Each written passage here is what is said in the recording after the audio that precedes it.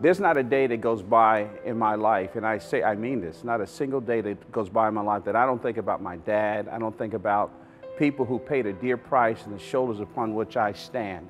And, you know, greatness to me is faithfulness and doing what is right courageously, facing those things that are principled and right over a long period of time. And I think in our culture and society, we've defined greatness as recognition. Recognition is not greatness. I tell people all the time that greatness is buried side by side in Old Dominion Cemetery in Roanoke, Virginia. That's greatness. And my dad was great, and he was courageous, not because people knew him, not because he did any earth-shattering thing, but because every day of his life he showed up. Every day of his life he lived by his vows to his wife that he had been married to for 53 years before he went home to be with Jesus. Every day of his life, he got up and he went to work, and he put a roof over our heads, food in our stomachs, and he wasn't afraid to look me in my eye and say, liking me is not the main thing, but you're going to do right, boy, and to discipline me and to give me what I needed to fly. And his whole attitude is, look, if you fail in life, it's not going to be that I didn't give you everything that I had. In fact, when he was dying, I'll never forget this. When he was dying, in a moment of lucidity, he looked up and saw me standing next to his bed with a tear trickling down his cheek. He said, boy, I did the very best I could. And to me, that is profound, profound courage. I can give you specific stories. The time in which I was about 9 years old, and a recreational director grabbed me and pushed me down the steps of the playground and accused me of doing something I didn't do. And I said I was going to go home and tell my dad. And when I went home and told my father, I'll never get this, my dad was not a violent man, not at all. But he marched down there and confirmed with my friends that this indeed happened the way I said it was. He was a wise man. He knew that perhaps his son could expand on the truth, but he confirmed that.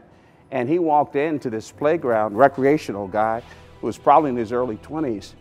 And I won't give you all the details, but how he responded, let's just say it was memorable. And these words, this is the lesson I'll never forget. He looked him in the eye and said, Mister, you will never put your hand on anything with the last name Loritz. Now, I tell that story not because of what Pop did, but I tell that story because of the incredible value that he placed on me.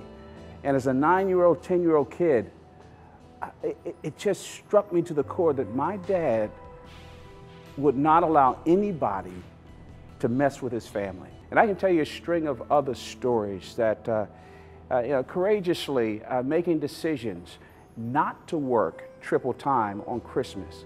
He would sacrifice money to make a statement about his family. The principles of leadership, the principles that I live by today, I mean, I read a lot about leadership, I've taught on it, but actually I got them from Pop. And one of the things he used to say to me as a young guy is that you never walk away from responsibility. My father would never allow me to quit a baseball team or to quit any sports team. He wouldn't allow me to quit a part-time job. I'd better have a good reason. He had this thing about showing up. He said, son, you just show up. You don't walk away from responsibilities. Well, you know, through my years of leadership in various platforms, and I'm a senior pastor of a thriving church, and you know, all these leadership positions and boards that I've served on, there have been times in which I've wanted to quit. There have been times in which I've felt the heat. There are times in which I'd walk out of a meeting and say, who needs this mess? And I could hear my father saying, boy, don't walk away. Don't walk away.